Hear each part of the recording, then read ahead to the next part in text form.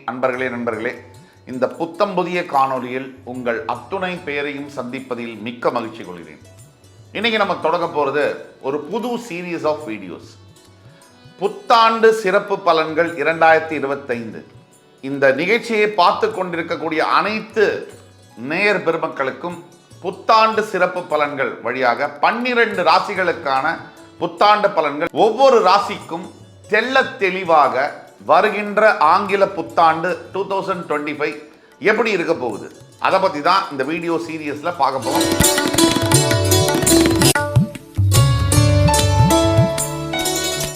வருகின்ற புத்தாண்டு நார்மலாக வர புத்தாண்டு மாதிரி இல்லை. இதை முதல்ல சொல்லிக்க விரும்புகிறேன்.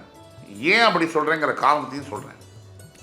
ஆங்கில புத்தாண்டில் 3 முக்கிய நிகழ்வுகள் இருக்கும். ஒரே வருஷத்தில் 3 பயிற்சிகள் வருவதும் ரேர் தான்.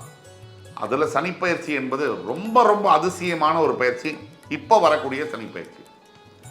ஏன் சார் அதிசய பயிற்சி? மேஷராசியில் தன்னுடைய பயணத்தை கிட்டத்தட்ட 30 வருஷம் முன்னாடி, 3 தலைமுறைகளுக்கு முன்னாடி ஆரம்பித்த சனி பகவான் 3 தலைமுறைகளுக்கு பிறகு மீனராசியில் அடுத்த ஆண்டு மார்ச் 29, 2025 நுழைகிறார். முடிப்பதற்காக லேப்பை கம்ப்ளீட் பண்ணுறதுக்காக கடைசியாக மீனராசிக்குள்ளே வராரு. இதற்கு முன்னாடி கிட்டத்தட்ட 95வது வருஷம் தன்னுடைய பயணத்தை ஆரம்பித்தவர் மேஷராசியில் 3 தலைமுறை முடிஞ்சு போச்சு. இப்போதான் சனீஸ்வர பகவான் அந்த சர்க்கிளை கம்ப்ளீட் பண்ணுறார். அப்படிப்பட்ட மேஷத்தில் தான் காலபுருஷனுடைய முதல் வீடு பயணம் ஆரம்பம். காலபுருஷனுடைய 12ஆம் வீடு மீனம். 1ஆம் வீட்டில் ஆரம்பித்தவர் 12ஆம் வீட்டில் முடிக்க போகிறது மிக மிக ஒரு சிறப்பான ஒரு சனிப்பயிற்சியாக பார்க்கப்படுகிறது. 12ஆம் வீடு மோட்சஸ்தானம். அது தாம்பத்திய உறவுகளையும் குறிக்கக்கூடிய இடம். இது இப்போ மகர ராசி முடிஞ்சு இப்போ கும்பராசியை பற்றி பேசுவோம்.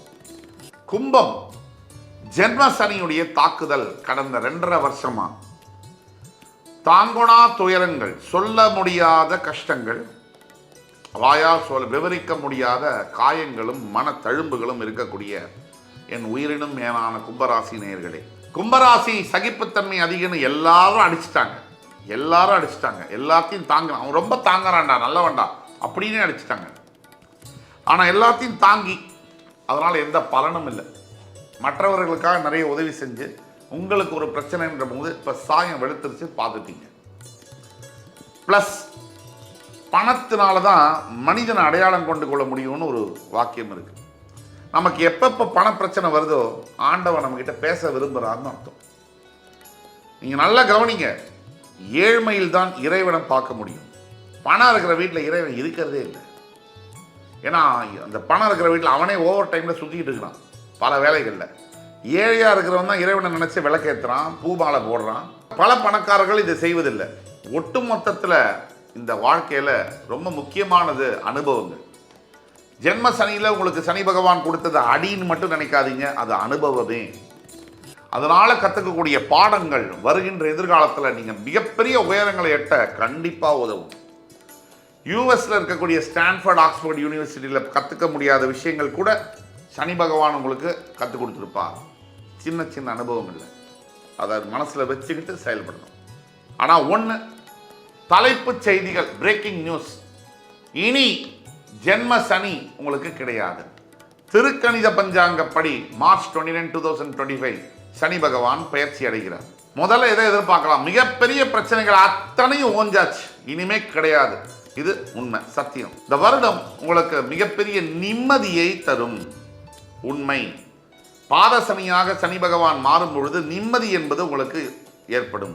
இருள் சிந்தனை, பிரச்சனை, சோம்பேறித்தனம், மனக்குழப்பங்கள், சஞ்சலங்கள், சபலங்கள், இது அனைத்தும் நீங்கும்.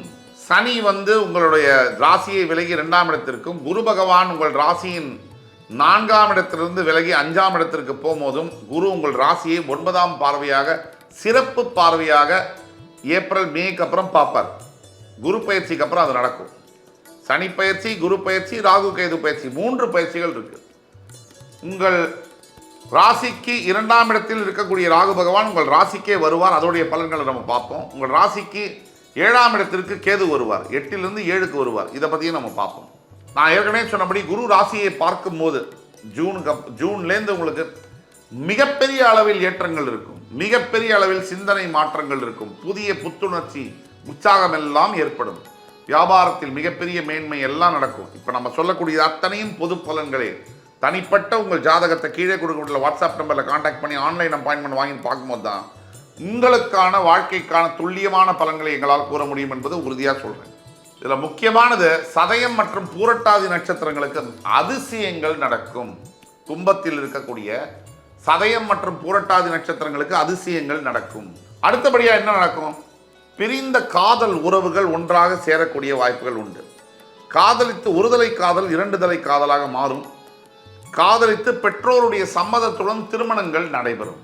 அதே மாதிரி பணத்தையோ நகையையோ நீங்கள் இழந்திருக்கீங்க, நிற்கிறீங்க அப்படின்னா நீங்கள் இழந்த பணத்தை விட நீங்கள் இழந்த நகையை விட அதிகமான அளவிற்கு செல்வம் உங்களுக்கு சேரும். அதாவது இந்த ஜென்மசனினால் நீங்கள் பட்ட அவமானம் இதெல்லாம் திருப்பி வாங்க முடியாது.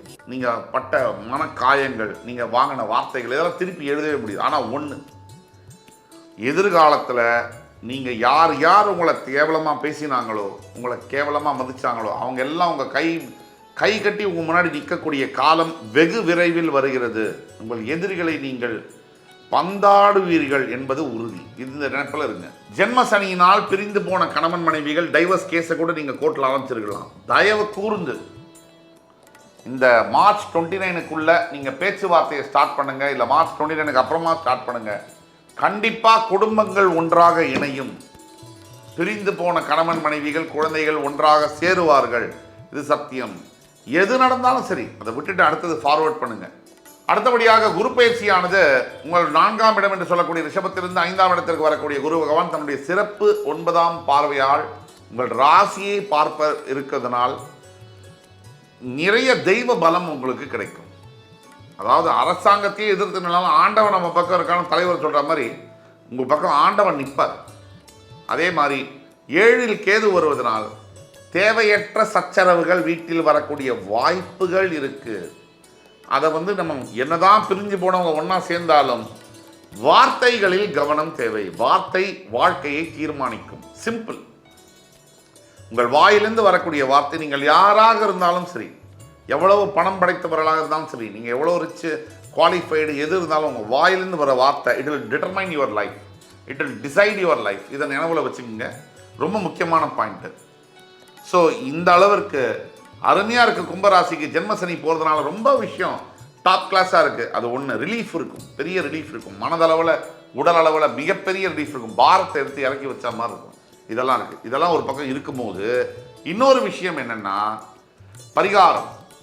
முதல்ல கண்டிப்பாக கும்பராசியில் இருக்கக்கூடிய அனைத்து முடிஞ்ச வரைக்கும் 99% காரைக்காலில் திருநள்ளாறில் இருக்கக்கூடிய தர்பாரண்யேஸ்வரர் ஏழரசனி அவரை போய் பார்த்து, தர்பாரண்யேஸ்வரரை பார்த்து நலத்தீர்த்தத்தில் குளித்து அவருக்கு அபிஷேகம் செய்து, உள்ள இருக்கக்கூடிய சிவலிங்கத்துக்கு அபிஷேகம் செய்து வெளியே வந்து அன்னதானம் செய்யும் பொழுதும், கல்விக்கான உதவிகளை நீங்கள் செய்யும் பொழுதும், மாதா மாதம் ஒரு 1000 ரூபாய் 2000 ரூபாய் கல்வி உதவி செய்ய முடியாதா செய்யும் பொழுதும் உங்களுடைய வாழ்க்கை மிகப்பெரிய நல்ல முன்னேற்றங்களை பார்க்கும் என்பதில் ஐயப்பாடு தேவையே இல்லை.